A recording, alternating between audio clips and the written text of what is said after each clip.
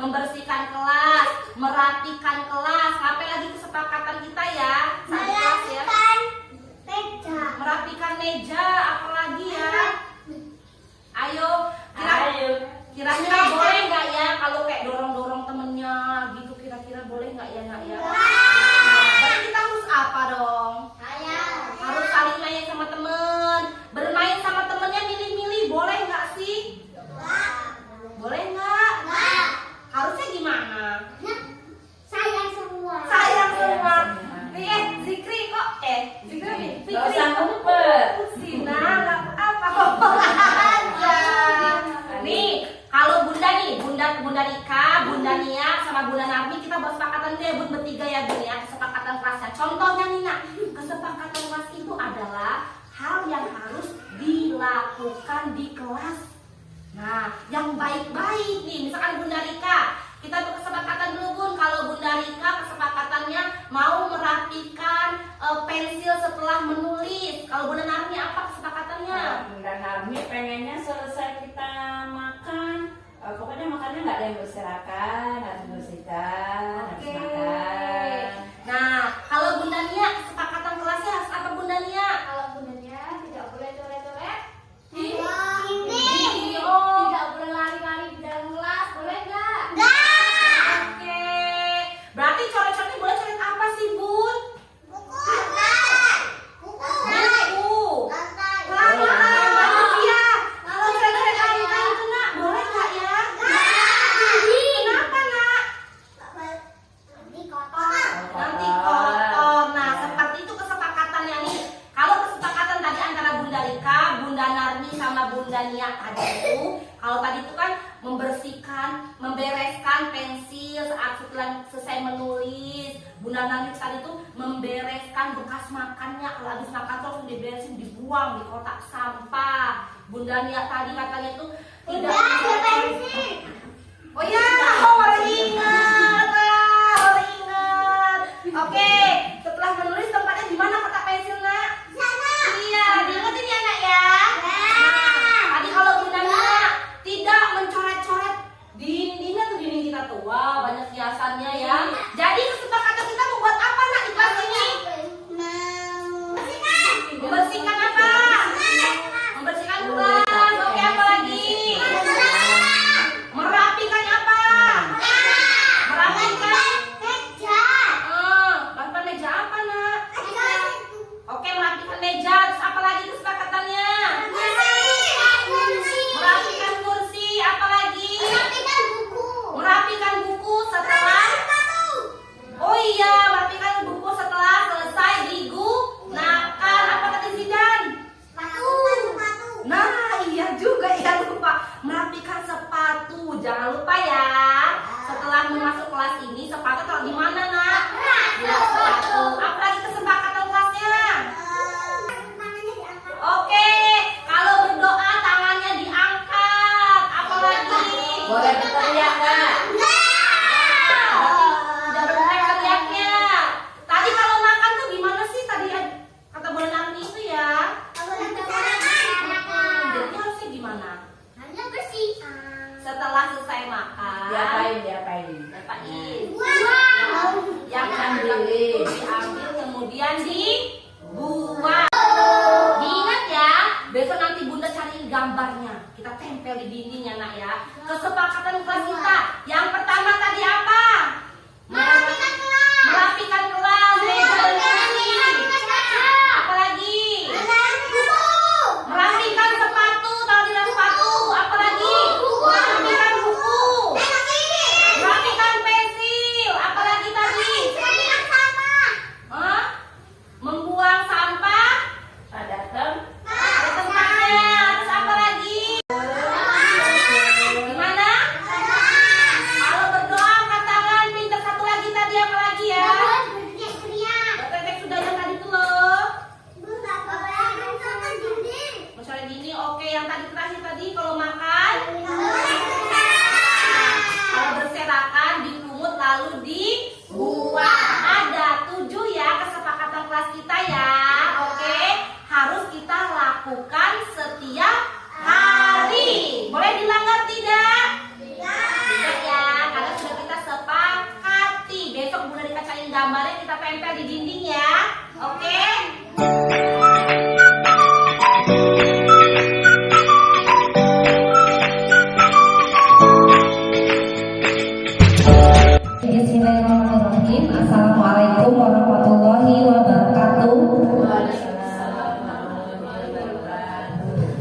Bun. Ya, Bu. Ya, alhamdulillah hari ini kita dapat berkumpul dengan keadaan sehat. Mohon izin Bun, saya di sini akan berbagi pemahaman dan penerapan pengalaman budaya positif. Di sini kita sedikit sosialisasi karena alhamdulillah saya sudah masuk ke tahap di modul akhir 1.4 di program guru penggerak.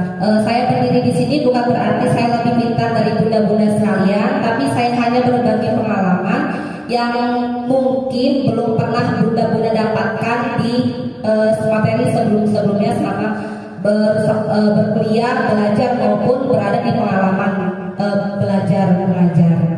Di sini tentang berbagi pemahaman dan penerapan pengalaman budaya positif. Sebelum kita masuk ke materi, terlebih dahulu saya mau bertanya dong tentang budaya positif. Membaca kata budaya positif, apa kira-kira yang terbesit dari pikiran bunda-bunda? Apa ya budaya positif itu?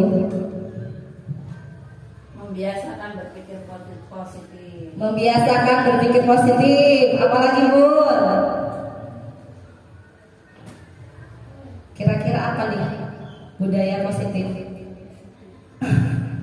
Kira-kira bunda apa nih? Tuh, kebiasaan berpikir positif. Oke, apa lagi? Yang terbesit selintas gitu, budaya positif. Apa ya kira-kira? Menjaga kebersihan, oke. Apa lagi? Gimana? Tingkah laku yang positif. Oke, semuanya benar ya. Budaya positif itu terbentuk dari tadi kata Bu Narmi, kata kuncinya kebiasaan. Karena dia menjadi sebuah kebiasaan, membentuk sebuah karakter dan budaya. Nah, jadi diharapkan pendidikan sekarang itu pun membentuk sebuah budaya positif. Budaya positif dari sebuah kebiasaan. Nah, dalam materi ini konsep inti budaya positif, konsep inti dari budaya positif itu terdapat 7 konsep inti budaya positif. Yang pertama tentang perubahan paradigma belajar, disiplin positif, motivasi perilaku manusia, kebutuhan dasar manusia, posisi kontrol, keyakinan kelas, dan segitiga restitusi. Jadi dalam materi ini kita akan bahas 7 subtopik inti dalam pembahasan yang kali ini. Yang pertama mengenai pembelajaran paradigma belajar, perubahan paradigma belajar, atau yang sering kita kenal dengan pembelajaran dengan paradigma baru. Nah, pembelajaran dengan paradigma baru berarti kalau ada kata-kata baru berarti ada kata-kata lama. Ya benar Bun. Sebelum ada kata-kata baru pasti ada kata-kata lama.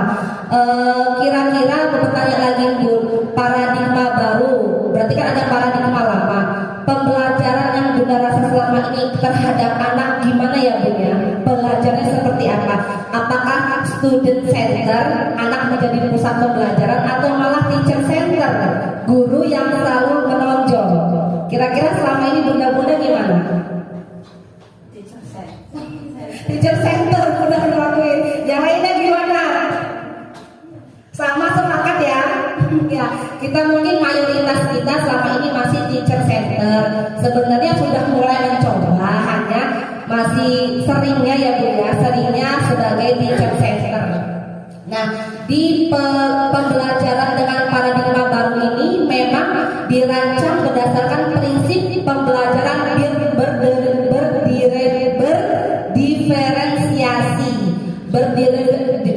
Kan saya jadi ribet ya Bu bacanya.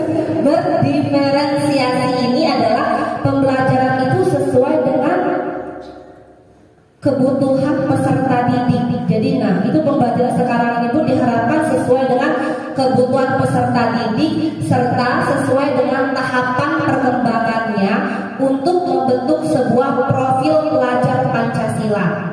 Nah, jadi memang pembelajaran sekarang ini pun gak boleh sama rata. Pemerintah sekarang ini memperlakukan tidak sama rata. Selama ini mungkin kita kan misalnya mewarnai semua.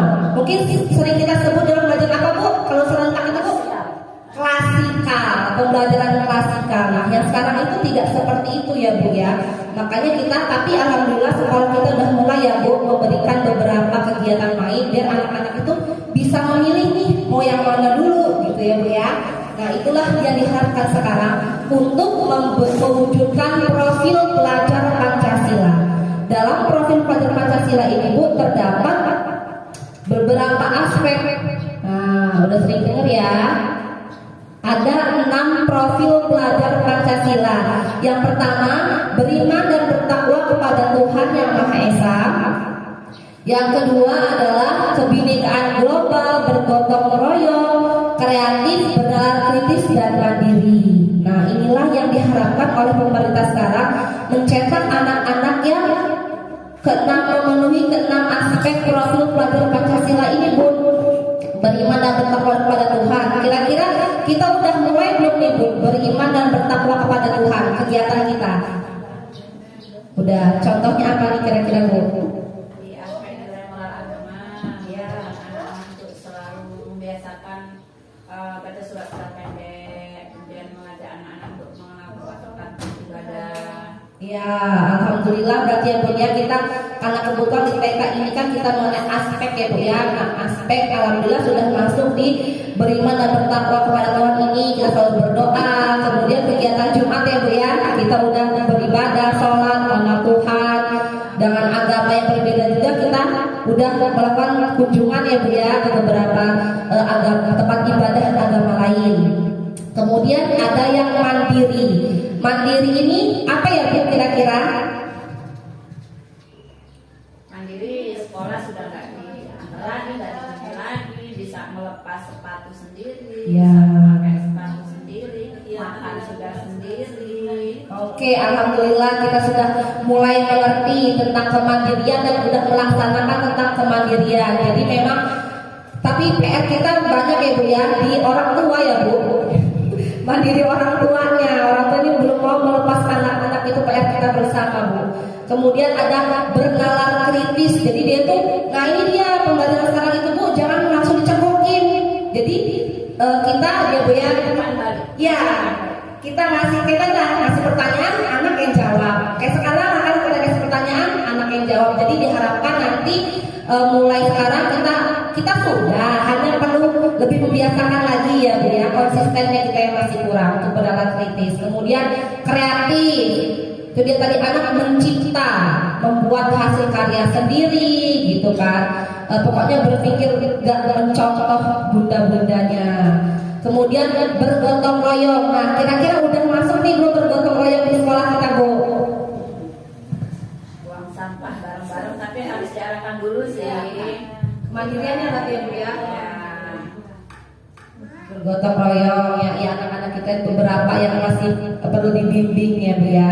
Kemudian ada kebinekaan global. Kebinekaan global itu maksudnya adalah dia tuh mengenal tentang negara dia, kebudayaan dia, tapi dia tidak menutup diri tentang budaya orang lain yang masuk gitu. Misalkan kayak suku gitu kan, kita kan di sini kan mayoritas Jawa, tapi dia nggak tutup kemungkinan buat suku lain gitu kan. Kemudian juga kebudayaan global tentang seperti yang ada pembelajaran yang gak hanya yang di sini aja, tapi dari luar-luar gitu kita mengadopsi pembelajaran yang ada dari luar, kita coba untuk terapkan di sekolah kita seperti itu ya Bu ya. Jadi ini adalah 6 aspek profil pelajar Pancasila yang harus kita wujudkan kepada anak-anak kita di era sekarang. Nah berikutnya adalah tentang disiplin positif. Nah disiplin positif ini adalah cara penerapan disiplin yang mengajarkan anak bertanggung jawab dan menumbuhkan kesadaran diri berdasarkan nilai-nilai kebajikan.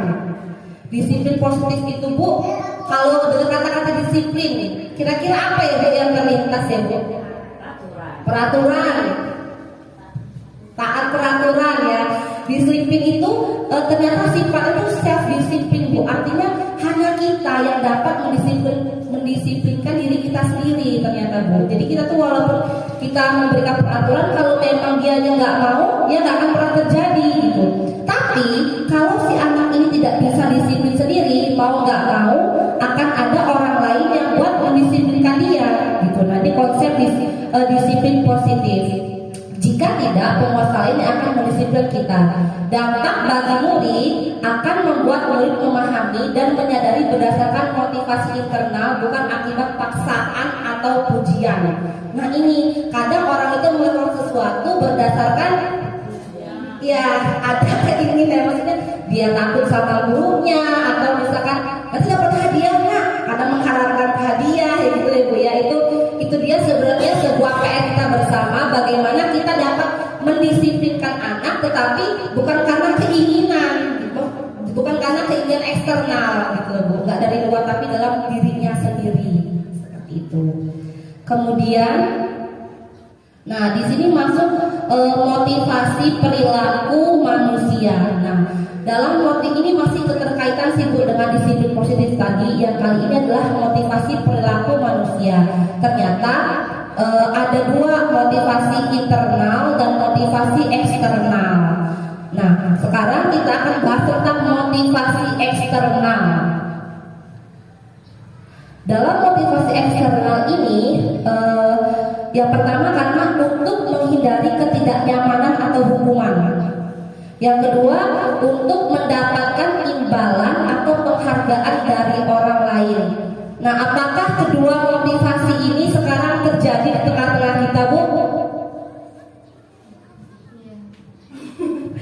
Apakah terjadi dia melakukan sesuatu ya karena dia biar nggak dapat hukuman gitu, atau dia kita melakukan sesuatu tetapi karena ada imbalan loh yang mau kita harapkan gitu.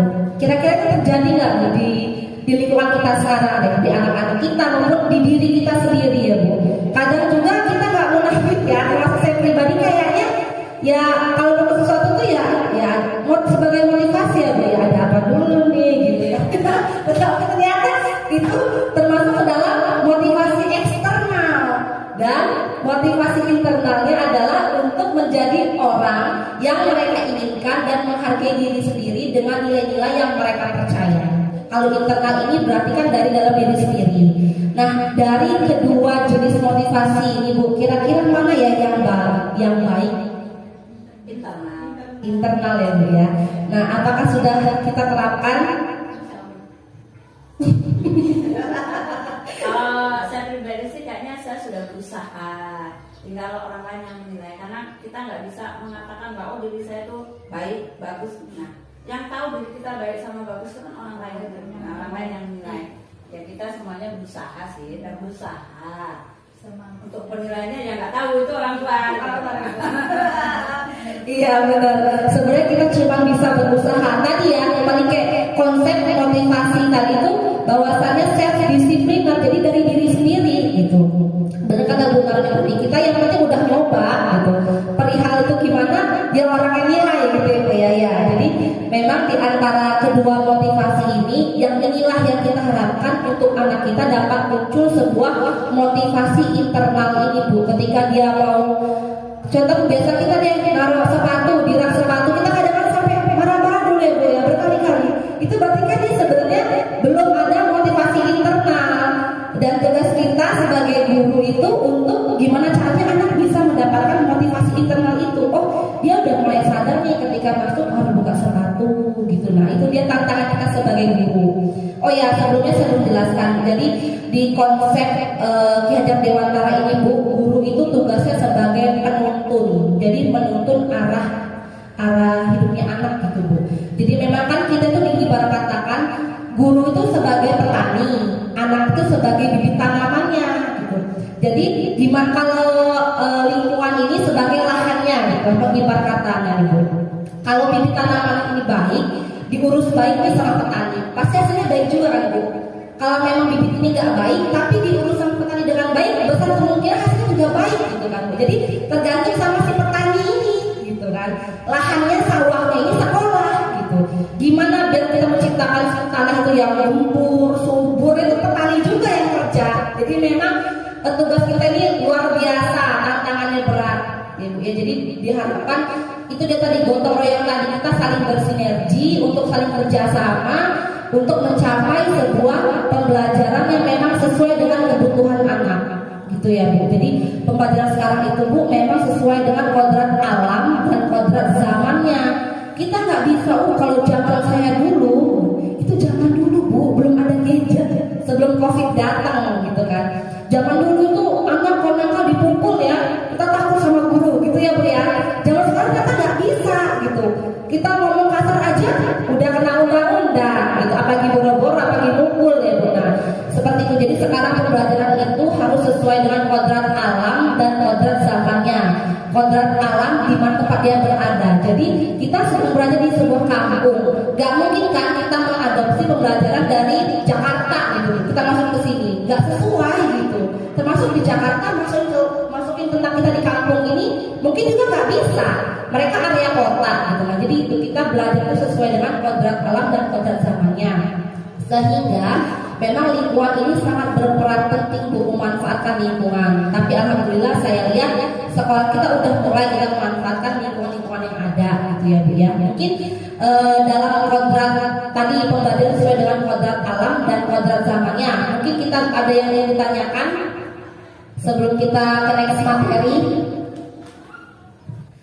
Ya, jadi seperti itu ya Bu. Kita pokoknya intinya adalah kita saling bergotong royong, saling bersinergi untuk mewujudkan yang kita harapkan. Ya, Bu. Next materi tentang motivasi perilaku manusia. Oh, masih yang tadi. Jadi ternyata yang terbaik adalah berupa motivasi internal untuk menjadi orang yang mereka inginkan dan menghargai diri sendiri dan nilai-nilai yang mereka percaya. Nah ini dia Bu, untuk mewujudkan motivasi internal ini ternyata ada caranya, yaitu dengan menghindari hukuman dan pemberian penghargaan berlebihan agar meminimalisir motivasi eksternal dari dalam diri murid. Nah, saya pada saat baca materi ini agak kaget juga Bu, ternyata sekarang itu kita tuh nggak boleh Bu ngomong gini, wah hebat, keren gitu Bu di depan orang teman-temannya gitu. Ternyata dalam modul kali ini budaya positif ini Bu, ternyata kita tuh nggak boleh Bu. Misalkan kita termasuk saya sendiri ya Bu, gitu kayak ada anak hebat, hebat, keren, tepuk tangan. Nah, ternyata dapat berdampak buat teman-teman yang lain Bu. Kalau kita gitu ternyata yang lain tuh bisa minder, akhirnya putus asa. Dia akhirnya kayak dia terus yang dapat kata-kata tepukan hebat, saya nggak pernah. Nah, ternyata itu harus segera dihindari. Memberikan pujian di depan orang ramai gitu Bu, nggak boleh. Mencoba untuk menghindari sebuah penghargaan dan hukuman. Hukuman ini fisik maupun verbal gitu Bu. Memang ya dalam hal ini saya pun lagi sedang belajar mendalami gitu Bu. Kalau kayak ya gimana kita kan kadang-kadang memang susah ya Bu ya. Kadang kayak udah kelepasan aja anak pinter ini depan teman-temannya kan. Ada beberapa anak yang ini sama-sama kayak saya juga lagi belajar nih Bu tentang yang terutama untuk memberikan penghargaan. Ini gitu. Bagaimana tulisan kalau kita mau ngasih lihat Ini spontan ya Bu. Iya. Bagusnya sebenarnya kan sebelum itu pun maksudnya tujuannya biar aku juga gimana caranya buat anak tuh biar ikut semangat ya, malah kok malah jadi buat dia malah yang lain nggak mau itu. Iya. Tujuan kita kan biar anak tuh kalau dibilang gini biar yang lain juga aku mau kayak gitu. Ya akhirnya itu kan motivasi, menimbulkan motivasi eksternal yang akhirnya dia melakukan kerjaan itu karena ada yang diinginin. Dia diinginin itu pengen kemudian dari bunda nih, ternyata itu nggak seperti itu. Jadi rupanya itu kita sampaikan itu boleh Bu, tapi jangan di depan forum gitu. Nah, memberikan juga tuh boleh, tapi jangan sering-sering. Akhirnya dia tuh ketagihan, ya kan Bu? bikin besar kepala juga. Iya, besar kepala ya Bu. Apalagi kayak anak kita juga bilang kayak Alfi Somu, aku dapat bintang sekian, kita kan sering kan paling kok aku segini sih. Akhirnya ketika sering ya Bu, ketika kita kasih bintang, mereka lihat, bintangmu 3, aku 4, kamu 1 gitu kan Bu. Akhirnya dibully nih ya dapat bintang 1 gitu kan Bu. Nah ternyata hal-hal itu akan berdampak pada motivasinya dan berdampak pada psikologisnya tuh Bu. Nanti dia akhirnya nggak tahu lagi, dia minder gitu, dia ngedown. Ternyata ya itu kita coba hindari, kita belajar juga nih Bu. Kita coba menghindari pelan-pelan gitu kan sebuah proses untuk menimbulkan si motivasi internal itu tadi, biar dia melakukan sesuatu tuh gak karena ada keinginan yang dia dapatkan. Seperti itu ya Bu. Mungkin ada lagi yang mau ditanyain, kita sharing. sebelum masuk ke kebutuhan dasar manusia. Nah, tadi udah masuk disiplin positif, ada motivasi perilaku. Nah, sekarang tentang kebutuhan dasar manusia. Ternyata manusia ini punya kebutuhan dasar loh. Ada 5 kebutuhan dasar. Yang pertama, bertahan hidup, struggle of life. Kemudian kasih sayang dan rasa diterima. Kemudian penguasaan, kebebasan, kesenangan. Nah, dari 5 ini seharusnya kita tuh dapat memenuhi kelima kebutuhan dasar anak-anak kita ini, Bu.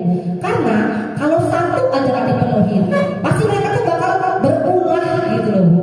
Padahal gitu, anak-anak yang nakal, nah saya seperti PR ya, Bu, kayak Bima ya contohnya, Bu ya. Kira-kira tuh kebutuhan dasar apa sih yang nggak terpenuhi gitu? Nah, mungkin nanti kita bakal diskusi nih bareng nih. Setelah nanti coba saya masukin penjelasannya, kita coba berdiskusi kasusnya yang agak berat ya, Bu. Bima Bu ya. Dua anak pokoknya Bima sama Nadit. Saya mikir harus pakai apa ya saya ngajarin 2 anak ini. Tapi saya tetap aja semangat gitu, nggak ada rasa kok nyerah gitu, nggak. Cuma saya lagi baca-baca buku juga bagaimana sih cara menangani 2 anak ini. Karena yang lainnya udah terkondisikan semua. Kalau yang saya rasakan yang lainnya nggak ada masalah. Gitu. Cuma 2 anak ini memang mau dipakein metode apapun kok kayaknya tetap aja nggak masuk gitu ya, Bu. Butuh pakai profesor ya tadi. Iya. Jadi ternyata ini berpengaruh setelah saya baca itu, ini ada kebutuhan dasar manusia nih. Mungkinkah anak-anak yang bermasalah itu karena ada salah 1, salah 2, salah 3 atau salah 5 ini yang nggak terpenuhi? Kita bahas satu-satu ya, Bu. Ini yang pertama tentang bertahan hidup. Nah, kebutuhan dasar manusia pertama tentang bertahan hidup. Ini merupakan kebutuhan yang bersifat fisiologis, yaitu untuk bertahan hidup, misalnya kesehatan, sandang, pangan, papan. Nah, ini tentang pokoknya tentang dia kayak bertahan hidup lah, struggle kan, Bu, buat makan, buat minum. Anak yang mungkin kalau dia nggak, nah itu dia, Bu, anak yang mungkin dia nggak buat bekal makan, bisa jadi dia ngambil bekal makan temennya kan, Bu. Itu karena buat bertahan hidup gitu. Makanya kenapa kita selalu menggalakkan harus bawa bekal semua, takutnya dia ngambil makanan temennya. Sering kan, Bu ya, Bun? Apalagi yoga ya, aku sering dengar tuh, Bun ini diambil makananku gitu. Ya mungkin si anak itu nggak bawa bekal kan, Bu. Jadi dia itu kebutuhan bertahan hidupnya yang tidak terpenuhi, akhirnya dia ngambil punya temennya. Nah, ini yang ternyata kebutuhan dasar ini loh yang nggak dipenuhi. Akhirnya menyebabkan anak-anak itu mungkin yang kayak ngambil punya temennya atau mengganggu temennya karena dia nggak tercukupi kebutuhan itu di diri dia gitu, Bu. Pokoknya kita belajar ini sambil kita coba mengambil studi kasus si Bima atau siapa satu lagi. Nah, ini yang kedua adalah tentang kasih sayang dan rasa diterima. Tadi tentang bersifat fisiologis, sekarang psikologis nih, Bu. Meliputi kebutuhan akan hubungan dan koneksi sosial, kebutuhan untuk memberi dan menerima kasih sayang, dan kebutuhan untuk merasa menjadi bagian dari suatu kelompok. Nah, ini kayak siapa ya anak yang agak, kalau Vino pun dia nggak dapat, tapi dia nggak ini tingkahnya, Bu, ya aman ya, Bu. Kayak Fikri ya, Bu ya. Zikri yang kemarin itu kan, Bu, dia itu ternyata karena nggak dapat kasih dari orang tuanya gitu, ternyata berdampak dia itu caper ya, Bu, apa jalan sekarang cari perhatian, Bu. Nah, dan kabar baik atau kabar buruknya ya, kabar baiknya lah ya, guru harus bagaimana caranya untuk agar terpenuhi nih, membantu anak biar terpenuhi, Bu, kasih sayangnya ini gitu kan. Karena memang kan nggak dapat, jadi kan anak-anak haus gitu. Tapi bener ya, Bu, banyak studi sosial kan, kayak anak-anak yang perilakunya menyimpang itu kan kadang-kadang anak mungkin kebutuhan ini ya, Bu ya. Apalagi kayak anak, mohon maaf ya, mungkin sekarang itu udah pacarannya udah sampai di luar itu ya, Bu, mungkin kan karena kebutuhan dia tadi mungkin di rumah nggak dipenuhi. Berarti Bima sudah masuk 2. Langsung diamati. Satu. Gimana, Bu? Iya, 1 ya. Ini mohon maaf ya, bukan berarti Kita sharing. Kita sharing. Jadi saya tahu kehidupan saya baru kemarin berapa hari ini. Jadi tetangga sebelah itu lah pada ngomongin, ternyata keluarga itu mau makan aja susah gitu kan. mau makan aja susah. Kan Bima nggak pernah bawa borgol dong, ya nggak pernah. Paling cuma dibawain roti, kadang enggak gitu kan. Nah itu mungkin di rumah memang nggak ada makanan lain selain nasi mungkin ya. Jadi dia kayaknya seperti apa? Karena saya baru tahu dari tetangganya itu. Ya kita nggak mungkin kan mau apa ya? Iya, kan. Oh ternyata memang kemarin itu katanya tetangganya itu 2 hari itu mereka nggak makan gitu kan. Jadi kataku orang bapaknya gagah gitu loh. Apa mbahnya masih gagah, omnya masih gagah gitu kan. Kalau kasih sayang memang nggak ada dari kedua orang tuanya, karena memang sudah berpisah, kemudian ikut mbahnya, dan itu yang saya lihat pola asuhnya itu memang sudah salah dari awal, Mbak. Jadi ketika anak melakukan kesalahan bukannya ditegur baik-baik, dikasih tahu, tunggal, jadi mbahnya itu ketawa gitu kan. Ya, Bu. Itu yang saya lihat, makanya sering astagfirullahaladzim ini kayak mana ya, sudah terlanjur salah pola asuhnya ya tuh. Kasih sayangnya memang nggak ada, dari makanan memang itu memang sudah masuk 2. Kalau Ini baru 2 loh, Bu. Udah masuk semua ya, Bu. Borong. Makanya saya lihat dulu yang 3 ini. Semoga nggak nambah loh, Bu. Jadi jelas ya, Bu. Ini sebenarnya gini loh, Bu. Kita ya walaupun saya belum ini ya, Bu, berkeluarga, maksudnya sebelum kita ini materi ini diharapkan setidaknya kita mulai dari diri sendiri gitu loh, Bu. Walaupun memang ini tujuannya untuk anak didik kita, tapi kita mulai dari diri sendiri gitu. Oh ternyata kalau saya punya anak saya dampaknya ini ya gitu kan. Jadi kita buat introspeksi diri dulu kita, Bu, baru kita bisa mengibaskan ke murid-murid kita, harapannya seperti itu. Jadi gini ya, Bu, kalau butuh tentang kasih sayang itu ternyata kebutuhan dasar, pokoknya kalau ini nggak terpenuhi ya udah nyimpang gitu kan. Lanjut yang kebutuhan dasar manusia yang ketiga, tentang penguasaan. Kebutuhan ini meliputi keinginan untuk dianggap berharga dan membuat perbedaan, bisa membuat pencapaian kompeten diakui dan dihormati. Nah, jadi ada anak juga yang saya ini bisa loh, kok saya ini nggak pernah ini ya, kok dia terus ya, gitu. Akhirnya kayak dia cari-cari celah, cari perhatian yang ya, karena dia sebenarnya bisa, tapi kita nggak pernah kasih kesempatan. Nah itu dia tadi, karena kita kasih kesempatan dia, ternyata dia bisa. Nah jadi dia tuh kayak akhirnya dia pelan-pelan menyimpang, karena ya tadi cara dia, Bu, ya gimana caranya biar saya menonjol. Nah ternyata ini kebutuhan dasarnya gitu. Dia berkompeten tapi dia nggak pernah dikasih kesempatan gitu. Jadi mungkin ada anak yang malah dia diam, tapi ada anak yang malah menjadi-jadi ya, gimana caranya biar gua maju gitu kan. Nah ini ternyata kebutuhan dasar tentang penguasaan nggak terpenuhi, padahal dia bisa tuh seperti itu. Nah lanjut tentang kebutuhan dasar yang keempat, tentang kebebasan. Nah ini dia nih yang sering terjadi sama kita guru-guru yang bukannya belum kurang ya, Bu. Jadi kebebasan itu kan kebutuhan untuk bebas, akan kemandirian, otonomi, memiliki pilihan dan mampu mengendalikan arah hidup sendiri. Maksudnya. Jadi gini, memang terjadi sekarang itu, Bu, kita kayak guru tuh duduk nulis ini buku bapaknya kegiatan itu pokoknya buat itu, padahal itu yang kebebasan mungkin, Bu. Kayak saya pengen itu dulu loh, Bu, mungkin ya, Bu, tapi kita kayak duduk, oke duduk kata tuh kok udah ini kok pokoknya duduk dulu, kalau selesai duduk gitu kan. Mungkin dia ketika selesai dia pengen mainan, tapi kita kan guru mungkin karena ribu ya, Bu, ya, anak banyak, berisik, panas, duduk semua duduk, tangan dilipat ya, duduknya rapi. Nah jadi itu kemudian kebebasan kira-kira udah terpenuhi belum, Bu? Tapi bukan gurunya terpenuhi dong. Sebuah kebebasan guru ini ya. Jadi itu, Bu, ternyata kita saya introspeksi, termasuk saya ya. Jadi ini ternyata kebebasan gitu. Jadi anak-anak itu perlu dikasih kebebasan, Bu, gitu. Kayak mungkin ketika kita udah ngasih instruksi kayak kerjaan ini nak. Nah, ketika dia bermain itu ternyata tuh nggak apa-apa, asalkan tidak membahayakan gitu, Bu. Jangan sampai juga dia manjat dinding itu mau lompat kita diamin aja. Kata Bu Dalika kebebasan, ya enggak. Itu kan mana ya? Mau ngambil bekal, manjat dinding, biarin aja. Kata Bu Dalika kebebasan. Di kelas harus ada sudut pengaman ya.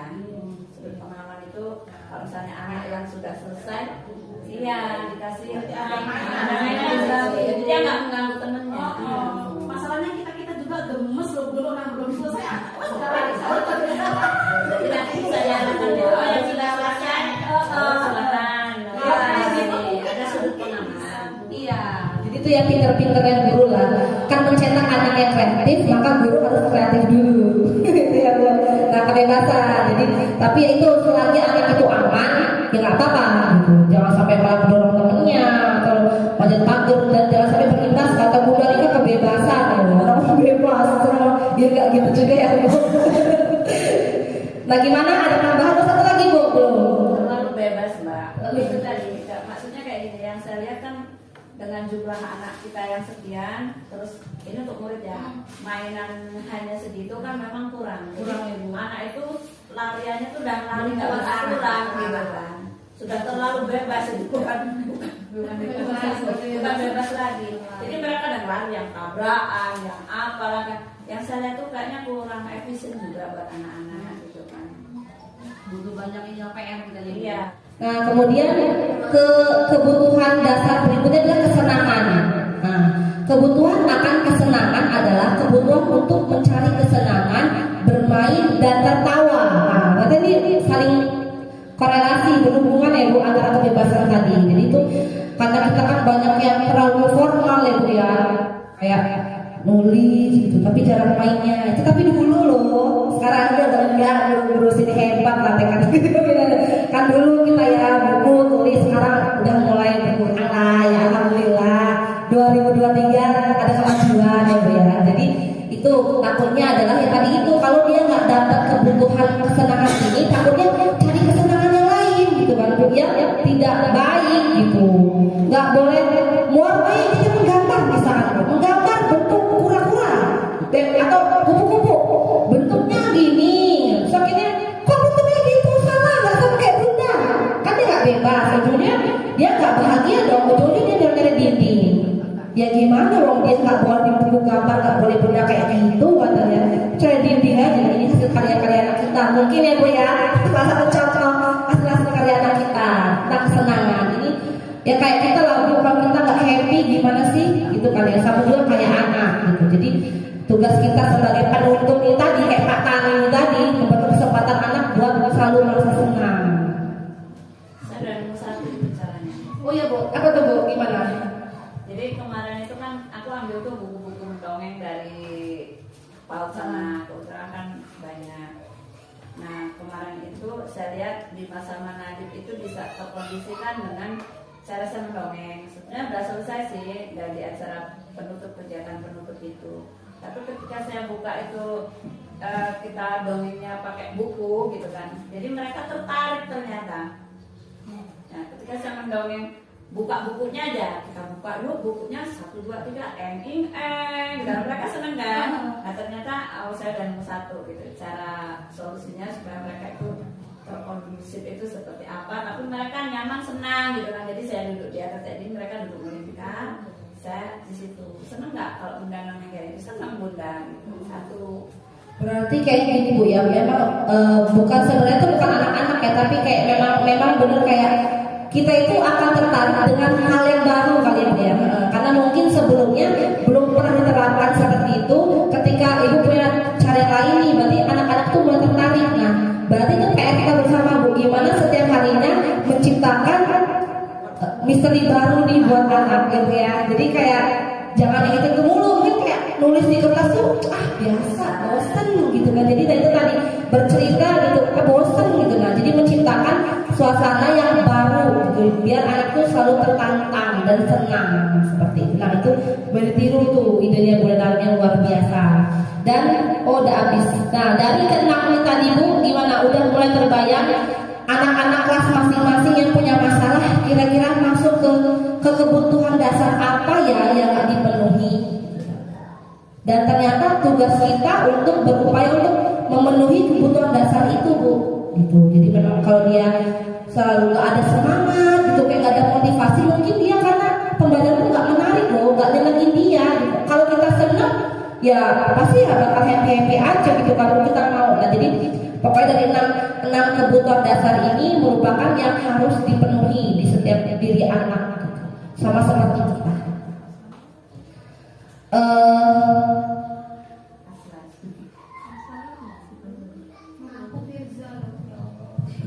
Udah mulai mikir-mikir. Masalahnya itu harus Bu. Motivasinya ya. Cuma gini aja, kalau nggak jadi ya mah mending kila malahan, walaupun nggak kilo tapi dia udah aktif. Alhamdulillah dapat PR baru, dapat materi baru. Monggo selesaikan bareng kita ya. Di materi selanjutnya nah tadi kembali ke Firza dulu deh. Kira-kira tuh masuk apa tuh? Kebutuhan apa Bu? Kalau kasih sayang dibilang kasih sayang kayaknya emaknya ya gitu ya. Makanan Makan terpenuhi, kebebasan kebebasan kayaknya ya Bu ya. tapi dia banyak bengong. Banyak bengong. Banyak Kecil. banyak diajak main dulu. Lepas sepatu aja kan loh Bu. Lama dicetekin lagi, diginiin lagi. Kataku mamanya nggak pernah marah karena ketua sering juga kan gitu. Mamanya nggak pernah mentarin kayak gitu kan. Mungkin dia itu kebutuhannya bermain dulu. Maksudnya gini, itu tadi kan Bu Dita kan di PAUD ini kan ada beberapa aspek perkembangan nih. Apakah dia karena dia loyo itu kalau dia udah kenyang mungkin dia karena belum kebutuhan gerak kebebasan itu yang kurang gitu kan. Kayak 2-3 tadi kan. Coba kita coba. Padahal aku sih pernah kan kecil itu ya. Itu kalau kita misalkan kayak bawa laptop aja contoh Bu ya, kita bawa laptop, dia pasti lihat apa Bu. Nah ternyata mungkin berarti dia tuh suka hal-hal yang baru Bu. Jadi yang belum pernah bunda-bunda kasih ke dia. Jadi kayak tadi Kak Bunda Narmi tadi tuh. Jadi ada hal-hal yang baru nih yang buat dia akhirnya menarik. Kalau menarik dia kan dia mau. Tempo hari yang main yang kita bareng-bareng di outdoor tuh mau ya Bu. Ya kan tempo hari yang sama yang lompat-lompat itu juga kan mau dia. Karena apa? Kan itu senang dan itu baru loh. Dia belum pernah ya. Maunya dia itu kebanyakan memang di mainan. Kalau dia suruh belajar apapun bentuknya dicarain enggak dia. Jangan salah Bunda Tika, kita kan TK memang kebutuhan anak main. Iya.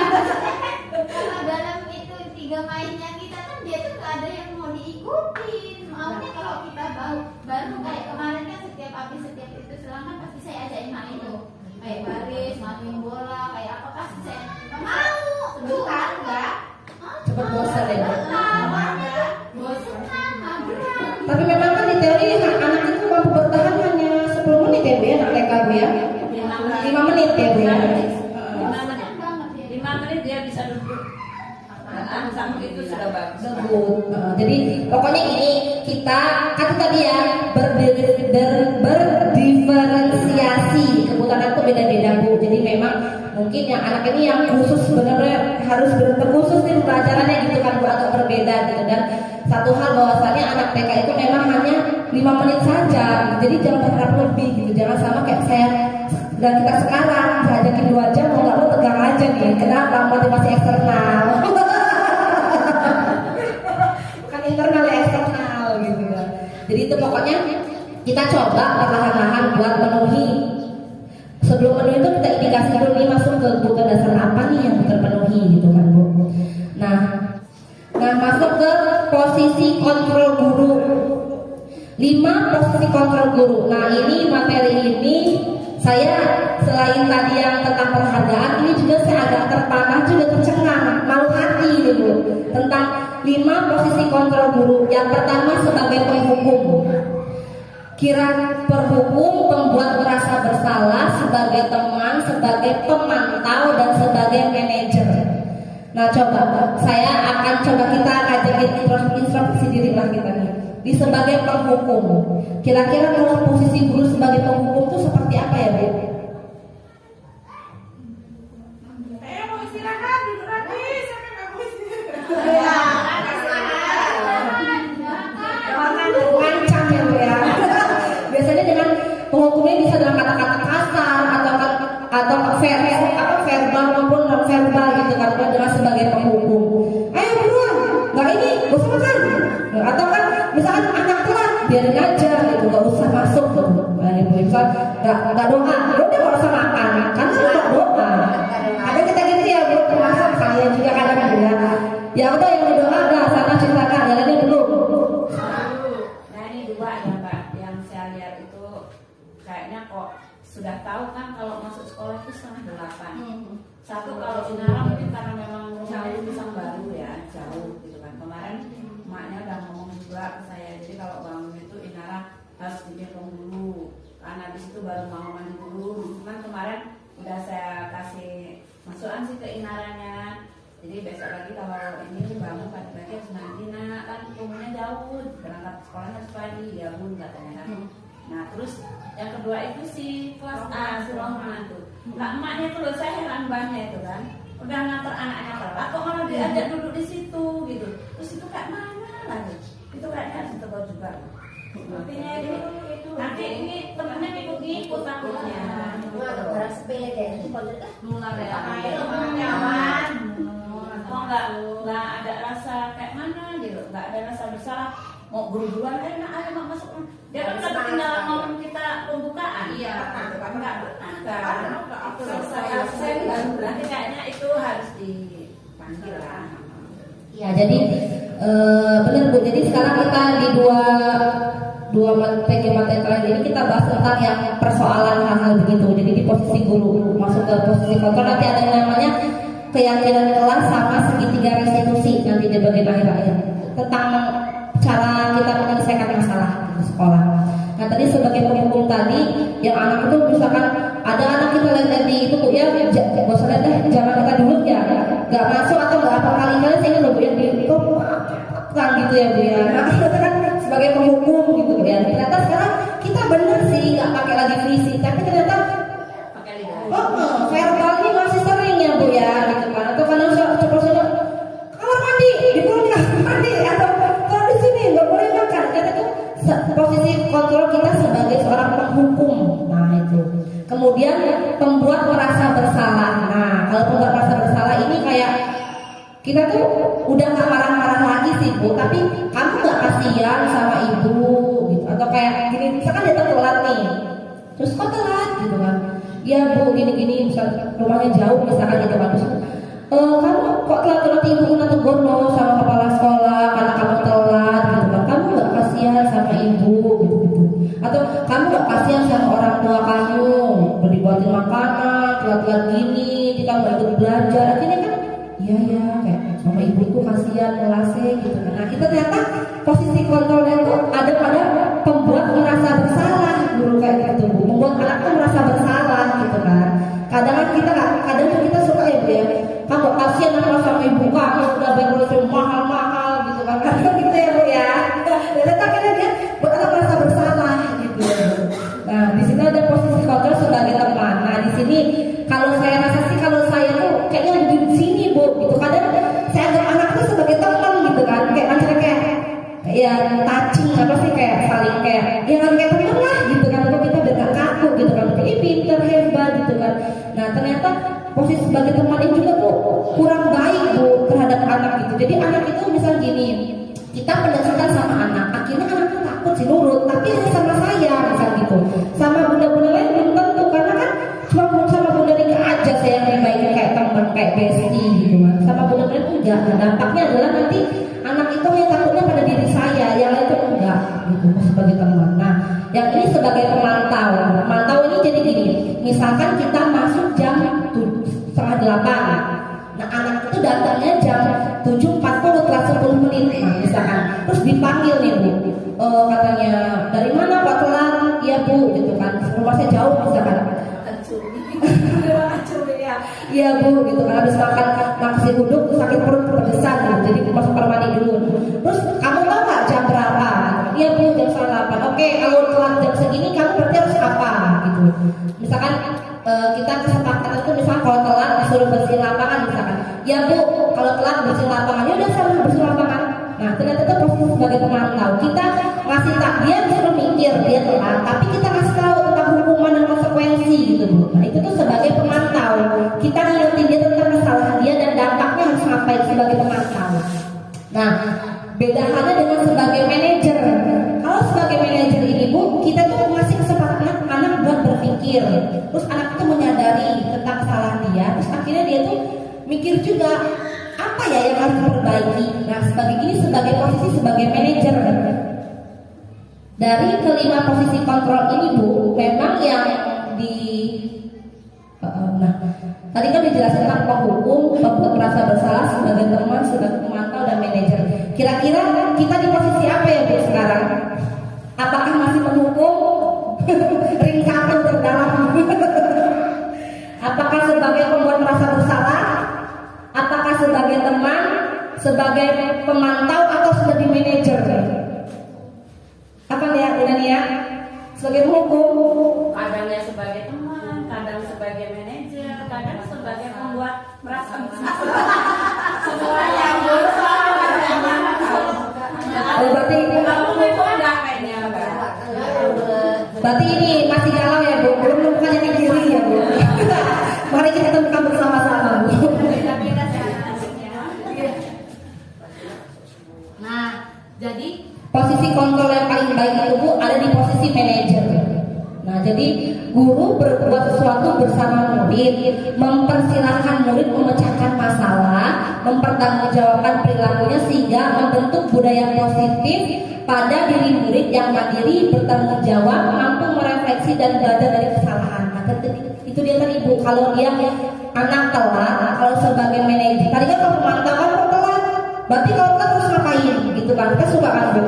Terus misalkan makannya berantakan, kalau berantakan terus ngapain nih sama Bunda? Oh iya Bu, beresin, udah beresin gitu kan. Kadang kita sebagai pemantau Bu, beda halnya sama manajer. Jadi misalkan Bu, anak itu makan terus berantakan misalkan, kita coba gini, wah berantakan gitu kan. Kira-kira kalau berantakan gimana ya Nak? Anak mikir kan, oh iya diberesin Bunda gitu. Ya kira-kira kalau dirapiin, jadi anak aja berpikir akhirnya beraksi sendiri gitu loh Bu. Kasih kesempatan anak buat mikir dan melaksanakannya sendiri, itu posisi sebagai manajer.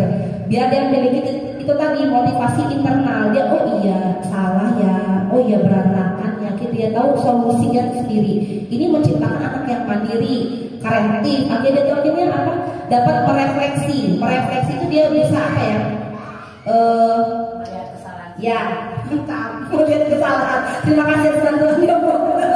Dia mampu menemukan kesalahan sendiri ya Bu ya, kemudian dapat memecahkan masalahnya. Ini kita coba bersama-sama mulai sekarang berposisi sebagai manajer.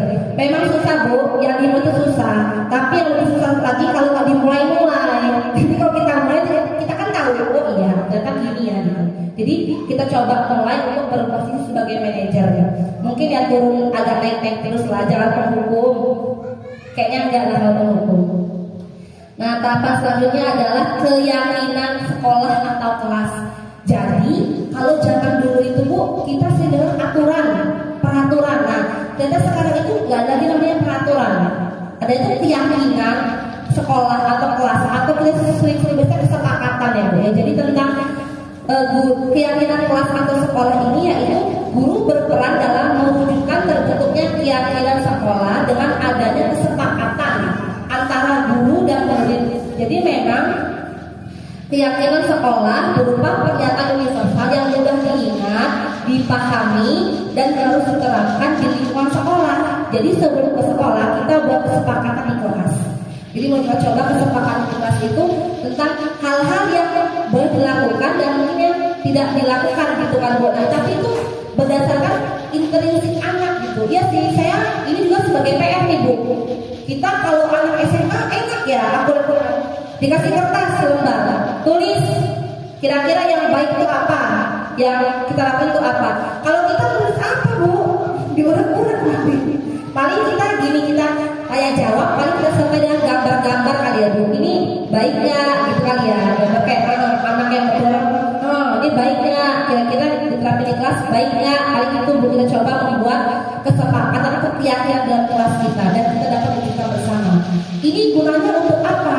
Gunanya kalau nanti misalkan anak itu melakukan kesalahan, contohnya tadi dia habis makan atau pergi, ini PR bersama sih Bu kalau kita kita lihat ya, anak habis makan tuh guru yang PR nyapu gitu. Padahal itu kan kita mau melatih sebuah tanggung jawab ya Bu. Nah mungkin bisa kita coba untuk membuat keyakinan kelas. Jadi kayak misalkan setelah makan, kalau gini kan berantakan Nak, kira-kira kita apain ya gitu. Oh berarti untuk masing-masing anak bertanggung jawab membersihkan sisa makanannya. Nah, hal-hal kecil saja sih kita coba itu Bu. Ini kita buat dengan yang mudah diingat dan dipahami, jangan berat-berat amat kata-katanya. Ini coba kita buat untuk di kelas masing-masing dulu, baru kita dapat ke sekolah. Seperti itu. Itu kayaknya bisa Mbak kalau tentang makan ya. Karena kemarin tuh saya sudah praktek, asalkan gurunya ditungguin. Kalau gurunya nggak nungguin dia nggak akan tahu. Jadi kita kan bisa lihat tuh waktu anak makan kan, dalam makan di sini di situ ya. Nah ketika ada makan yang berserakan kan awalnya kan sudah saya omongin, halo sayang, tolong ya nanti kalau makan jangan sampai berserakan gitu. Nanti kalau yang berserakan ya bikin sendiri loh, biar bersih. Nanti kalau kaki kan lengket gitu kan. Jadi kemarin itu saya lihat sudah gitu. Nanti kita tahu, kita tungguin itu punya siapa gitu kan. Tapi kalau kita nggak tahu Mbak punya siapa, anak-anak tuh ya susah.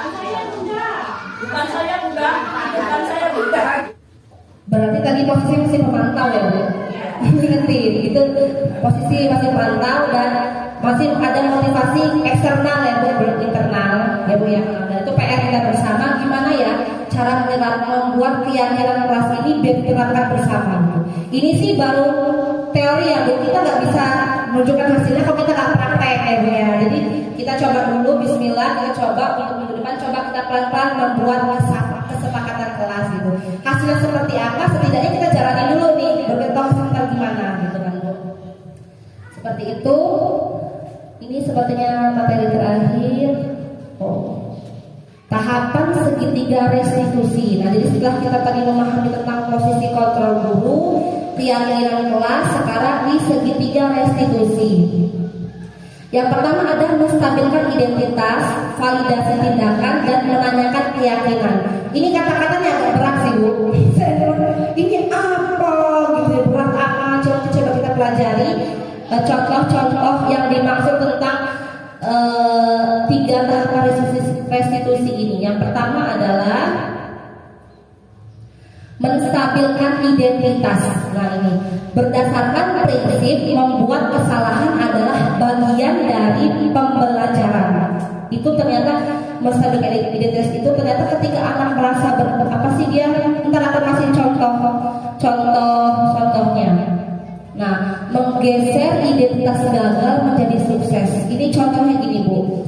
Anak yang tadi, misalkan contohnya anak nggak mau sholat Jumat di masjid ya Bu ya, ketika Jumat itu alasannya dia karena nggak mau kena gitu Bu. Kita tuh dalam tahapan segitiga restitusi ini Bu, kita panggil anaknya berdua, ngomong hanya berdua. Misalkan Inara, kenapa Inara nggak sholat ke masjid hari ini? Jawaban dia males Bu, gitu karena nggak mau kena. Nah, bentuk menstabilkan identitas contohnya gini kata-katanya. Oh iya sama, Bunda Rika juga kalau nggak mau pernah juga pasti nggak sholat di masjid. Nah itu Bu, sebagai bentuk bahwa membuat kesalahan adalah bagian dari proses pembelajaran dan menggeser identitas gagal menjadi sukses. Coba kalau kita ngomongin kamu ini ngapa nggak sholat? Kalau nggak mau kena tuh ya maksudnya apa tuh? Ya iyalah, atau kita marahin kenapa nggak mau kena? Udah langsung ujas dia kenapa gini-gini? Akhirnya anak itu nggak mau lagi ngomong. Pasti udah diam aja. Pagi Bima ya, pasti udah mingkem aja. Ketika kita ngomong, oh nggak mau kenal sama nak, Bunda Rika juga kalau nggak sholat itu pasti nggak, kalau nggak mau kenal juga nggak sholat di masjid. Nah itu menggeser identitas gagal menjadi sukses. Itu bentuk menstabilkan identitas. Jadi segitiga restitusi ini Bu adalah bentuk sebuah percakapan antara guru dan anak yang melakukan kesalahan. Jadi kita tuh nggak marahin, tapi mencoba untuk anak itu berpikir gitu Bu. Nah pertama tadi itu kalau dia gimana dia mau cerita, kalau di awal kita udah marahin dia kan Bu. Nah maka ini dibagi menjadi tiga. Yang pertama tadi menstabilkan identitas dengan cara menggeser identitas gagal menjadi sukses. Tahapan yang kedua yaitu validasi tindakan yang salah. Nah, yang di sini berdasarkan prinsip perilaku berupaya memenuhi suatu kebutuhan tertentu. Guru akan bergeser dari pemikiran stimulus respon menjadi proaktif. Mengenali dan mengakui kebutuhan murid akan memperbaiki hubungan dengan muridnya. Ini tadi adalah sebagai bentuk validasi tindakan yang salah. Jadi kita tuh nanya Bu, kira-kira itu tuh bagus. Kira-kira kalau ketinggalan itu benar nggak ya nak? Ketinggalan mukena itu. Kinara tahu kan kalau hari Jumat itu harus apa? Nah itu jadi anak itu berpikir, oh iya bunda sholat Jumat ya bunda sama teman-temannya. Nah itu diharapkan anak itu berpikir seperti itu. Bu. Dia mau bercerita ketinggalan di mana mukenanya di rumah bunda. Dia seperti itu, kita nggak tiba-tiba marahin dia gitu loh Bu. Itu diharapkan di tindakan yang salah ini. Saya tahu mungkin sekarang di awal ribet bener. Kayak dari apa nih kayaknya kayak tahu kena tinggal ditarik aja. Ya, tapi nggak gitu karena ternyata nggak ya mainan. Iya, terus tadi nggak apa-apa, nggak apa-apa, cuma aja kan nggak apa-apa. Nah, gurunya ini yang Panjang gitu. nggak apa ya, apa nak sana main gitu. Ternyata kok seperti itu. Jadi anak itu ditanyain kenapa ya, kenapa nggak sholat, kenapa nggak sholat nak, oh nggak mau kena. Oh iya gitu kan, Bunda Rika juga kalau nggak mau kena juga nggak sholat nak di masjid. Nah maunya mempertegaskan tuh gitu Bu. Nah tertanya lagi kenapa nggak mau kena. Jadi akan dia bercerita lagi, itu namanya tadi ini menjaga identitas. Kemudian yang terakhir adalah menanyakan keyakinan. Nah, ini dia tadi setelah tadi kita buat keyakinan kelas Bu, ketika anak melakukan kesalahan tadi kita korelasiin. Nah, menurut Minara benar nggak ya nak ya kalau hari Jumat itu nggak mau kena? Oh iya Bu, hari Jumat kan sholat. Jadi anak tuh kayak gitu Bu, mengkaitkan antara keyakinan kelas tadi itu. Kira-kira udah sesuai belum ya nak sama keyakinan kelas kita? Oh iya kan belum Bu, karena hari Jumat kita sholatnya pakai apa tuh membawa mukena untuk sholat. Jadi anak itu diajak untuk berpikir seperti itu Bu, mengkaitkan antara kesepakatan yang udah dibuat tadi. Sama halnya kayak tadi anak yang nggak mungut itu, kita tuh nggak tiba-tiba mungut gitu, tapi kita tanya nanti, kita tanya kenapa ya nak berantakan, buru-buru bunda gitu. Kalau buru-buru itu benar nggak ya nak ya? Jadi memang agak kayak kalau orang awam tuh kayak drama ya gitu kan Bu ya, kayak drama ya, cuma itulah pendidikan sekarang Bu. Tadi pendidikan sesuai dengan perkembangan kodrat alam dan zamannya gitu. Memang kebutuhan sekarang tuh seperti itu, karena anak sekarang ini tuh semakin kita kerasin dia semakin jadi.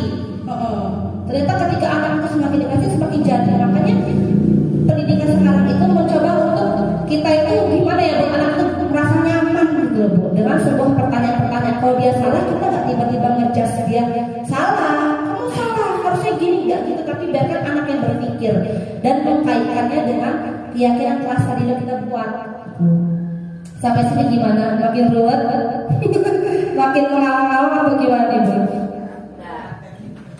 Nah nanti saya kemarin tuh kebetulan sudah membuat aksi kegiatan demonstrasinya tentang yang segitiga restitusi ini. Ini belum bisa saya tampilkan karena ini kan punya laptop ini. Nanti saya share link YouTube-nya. Nanti coba dilihat. Jadi memang saya tuh berinteraksi langsung gitu Bu sama anaknya, langsung nanya gitu. Kok bisa ya nah ini? Pokoknya memang ibu saya pun yang lain itu kayaknya ibu saya juga guru ya Bu, kayak itu ribetnya gitu. Cuman ya tuntutan gitu kan. Makanya ya mau nggak mau kita harus mencoba gitu. Kalau nggak kita mencoba dari sekarang kapan lagi gitu Bu. Pokoknya inti dari budaya positif ini adalah budaya kebiasaan. Gimana kita menciptakan sebuah budaya kalau nggak kita coba gitu. Jadi mulai dari sekarang dari hal-hal yang kecil saja kita coba ubah posisi kita di depan itu Bu. Posisi kita tadi sebagai penghukum, pelan-pelan sebagai manajer. Kalau benar udah enak nih tadi kan dia sebagai pemantau nih.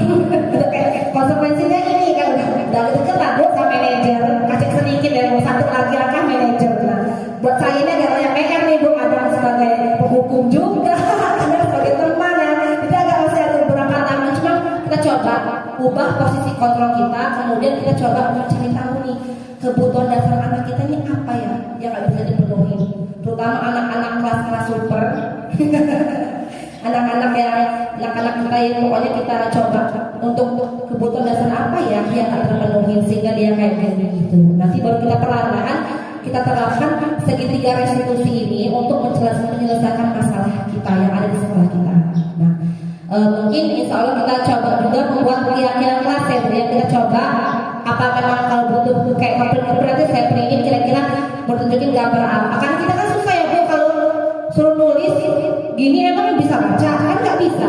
Kita omongin gini dia kalau mudah gitu kan. Anak-anak kan pakai gambar. Ini kita versi TK ini kita kan pakai gambar. Tunjukin gambar-gambar ini kira-kira mana nih ya yang sesuai kita tempel di sini nak gitu kan Bu. Kalau memang belum seperti itu nanti kita penenkan, kita printin dan benar-benar cari gambar masing-masing dulu nih di Google gitu Bun. Yang ini Bun mau printin, terus saya aja tak printin. Kira-kira kita kita coba buat kesepakatan. Nanti kita beliin apa karton, jadi kita tempel Bu. Nah jadi setiap masuk kelas itu kita coba ingetin kesepakatan kita tuh gini-gini di kelas ini. Jadi anak-anak tuh udah terbiasa. Harapannya seperti itu. Ya namanya hal gini kan masih sebuah rancangan ya Bu. Pasti memang masih mengawang-awang. Cuma bakal terus mengawang-awang kalau nggak kita laksanakan. Makanya kita pokoknya, dan saya sadar kita nggak bisa laksanain sendiri Bu. Kita harus saling berbareng-bareng. Dan PR kita mungkin nanti kita juga bakal kalau udah berhasil di sekolah kita bakal imbasin ke wali murid kita. Biar ada korelasi antara pembelajaran di sekolah sama di rumah. Ya, jadi seperti itu Bu. Cukup sih materinya, udah masuk ke 7 materi. Mungkin sampai sini ada yang mau ditanyakan? Mulai nih ya? Udah tanyain? Sudah cukup ya. Terima kasih atas waktunya. Tetap semangat. Pokoknya kita saling mengingatkan untuk penerapan budaya positif ini di sekolah. Demikian presentasi dari saya. Terima kasih atas waktunya. Saya akhiri. Wassalamualaikum warahmatullahi wabarakatuh.